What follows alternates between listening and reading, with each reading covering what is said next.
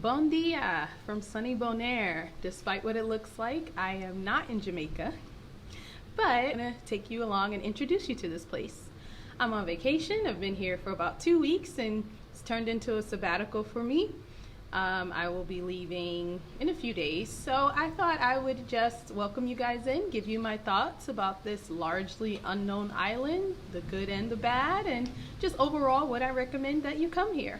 But before we get into that, let me introduce myself. My name is Shanintra. This channel is called Shanintra Says. Welcome. This channel is for single women who are healing, growing, living, and loving their lives on their terms. If that sounds like something you'd be interested in, please join me.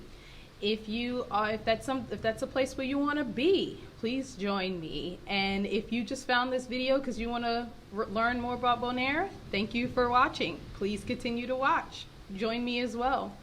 So, where is Bonaire, right? Every time I said I was going to Bonaire, everyone was confused. Where are you going? Where is that place? Okay, so Bonaire is a part of the ABC Islands, Aruba, Bonaire, Curacao. It is the Caribbean Netherlands. So I am, of course, meeting a lot of people, a lot of Dutch people. It is not a big island, only 24 miles long. So for me, that's about where I live in New Jersey to New York City, Manhattan. So it's not a very long island. It's close to Venezuela, right? So if you can see the Caribbean Sea back there. I am in the capital of okay, I'm gonna try. I've been practicing. Kralendijk. And this island's known for snorkeling, diving, anything water related, which people have made fun of me. Why are you here? You don't swim, you don't dive, you don't snorkel. Why are you here? And I'm like, because of this. This is why I'm here. So, arrival. The Flamingo Airport, pretty straightforward, no frills. It's when you arrive, you actually get here like private jet style. You come out and you're right in the open, which was cool but unexpected. I haven't experienced that before, so definitely hold on to your hats. Very windy here. This island is very windy. So getting around, once you get here, the island is not walkable. So I don't like to rent cars when I travel. I drive a lot in my everyday life as a single woman. It is not something I prefer to do when I'm on vacation. So I do not rent cars. And I did good research to find a place where everything was nearby, restaurants and grocery stores, etc. And even though I did good research, I didn't expect what I got. There's no pavement on the side of the road, which was definitely an adjustment for me. So it's just not the best for walking. You need some way to get around here. It doesn't have to be a car. They do use scooters a lot here. The place I am now, I guess anywhere, right? You could rent golf carts actually, and to get around, which was, I said, on the main road, and the person I was with was like, yeah, on the main road. And I'll share more about that later. But yeah, golf carts, cars, scooters, taxi, of course, which was what I did. Even though I say you have to have a vehicle, I don't know if I would recommend you driving, because if you're not used to a road being that narrow, it's going to be a challenge to get to drive on it. So, but because of that kind of driving circumstance, people drive very slow here. So that's another thing. It will take you a while to get to where you need to go. So just something to keep in mind. The weather here, it is consistently warm, consistently sunny, my kind of weather. Every single day I've woken up to at least 80-degree weather, at least. From the beginning, mind you, 80, 82, 85. If you like sunny, warm, tropical weather, this is a place you would consider coming. So yeah, weather's awesome. I'm actually very hot right now, but I'm doing it for you guys.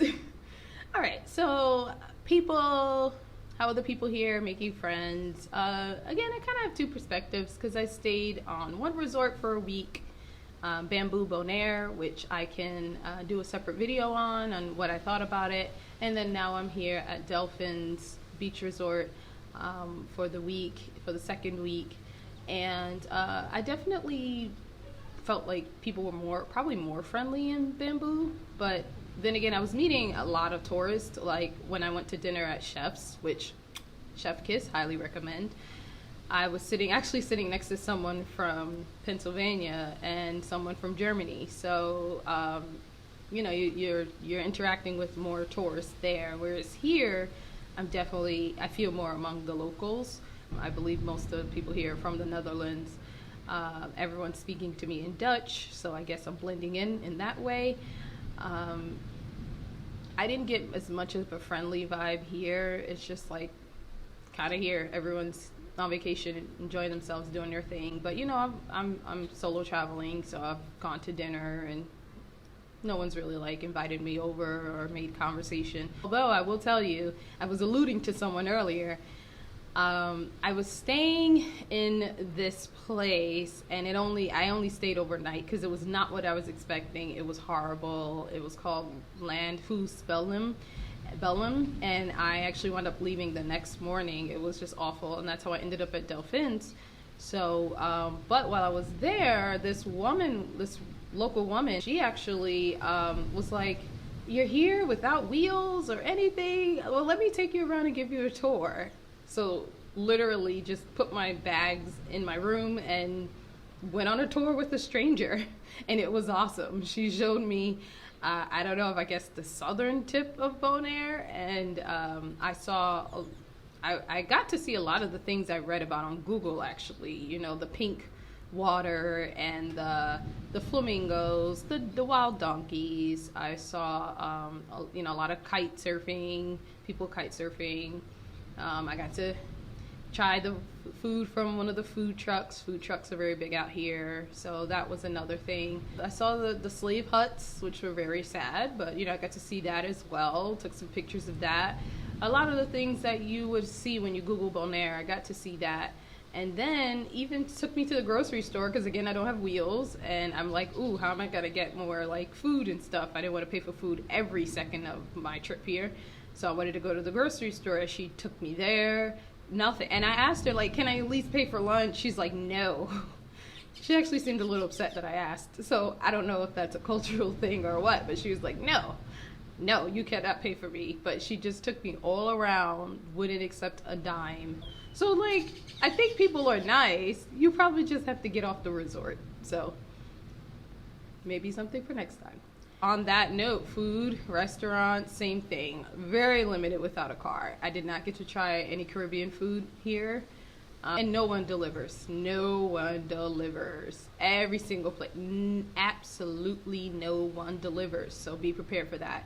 If you don't have a car, you're really just going to eat in the local areas that are around you, the local restaurants that are around you. I'm on the resort now, so I'm eating at the places they have here. When I was in Bamboo, I was able to walk a little bit more. So it was a Chinese restaurant right next to me, and you know, like kind of a mixed fare, Spanish food, American type food. I was able to walk to that. But yeah, food was, I didn't have the best experience there, but language, speak English, they speak Dutch. Papimento, it's called, another local language they speak here. It's like a mix of Spanish and I think a couple of other languages. They do speak Spanish here as well, but no, they speak perfect English here. Money is in USD, so that's great. Just didn't have to change anything over, worry anything about that. So very good there. Now, what must you know? Some things that you must know if you want to visit Bonaire. There is a tourist fee of $75 when you come. I suggest paying it online. I can probably link to that in the description, the website to access and pay it. Also, there is a nature fee, and that's for like if you want to do the snorkeling, the diving. I don't know how much that was because I don't swim, so I did not do snorkeling, diving, anything of the sort.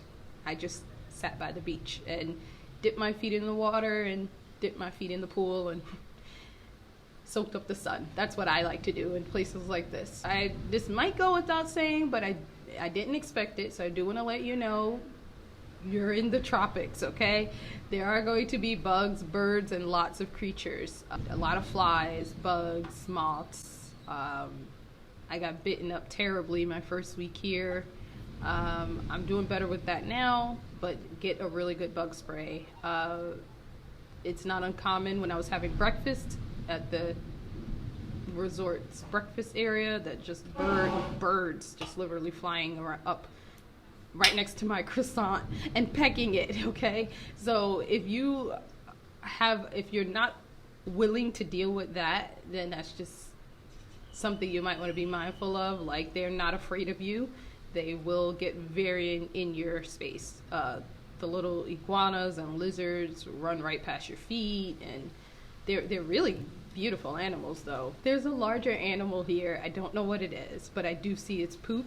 It's pretty big poop. So I don't know what animal that is, but that's just, again, we're on their territory. So definitely something to be mindful of.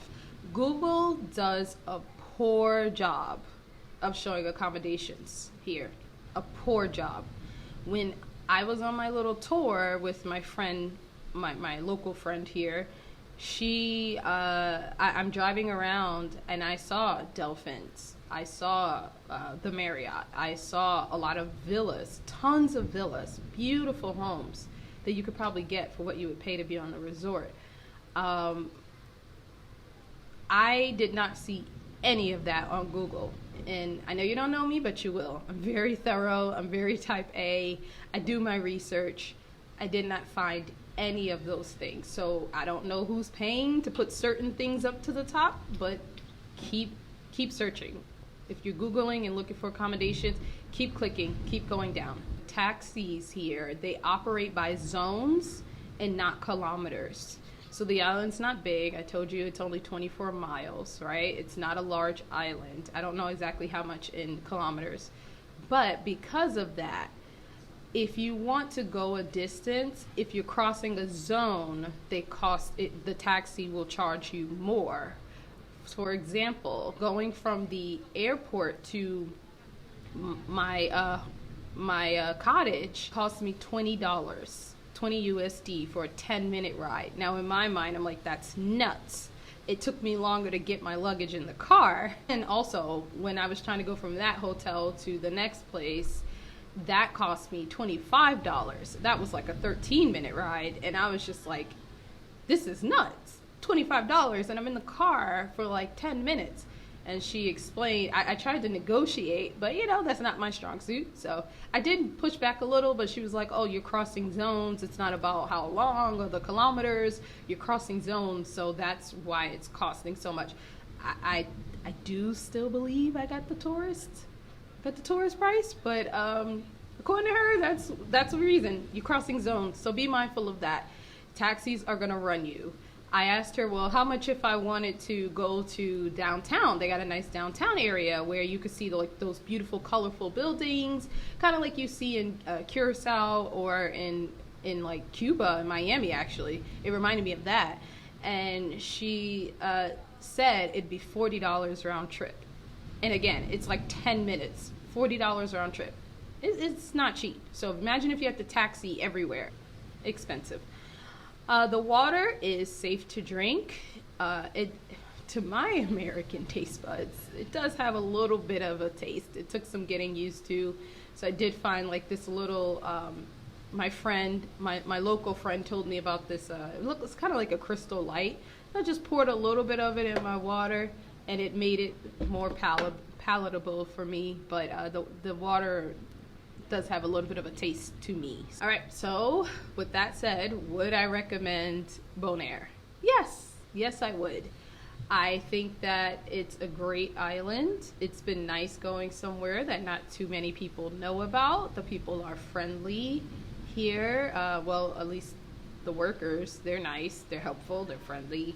I got to this place very last minute because Landhouse, so wherever I was, it was just atrocious. And I was like, yeah, I'm not staying here. And they accommodated me and got me in really quickly. I would recommend it, but I'd say definitely have to figure out how you're going to get around.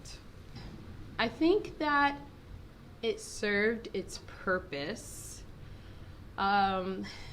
This was a vacation that turned into a sabbatical for me. It was more about rest. And it served its purpose. It definitely did. I hope you enjoyed this video, and please subscribe and check out my future videos. Thank you. See you later.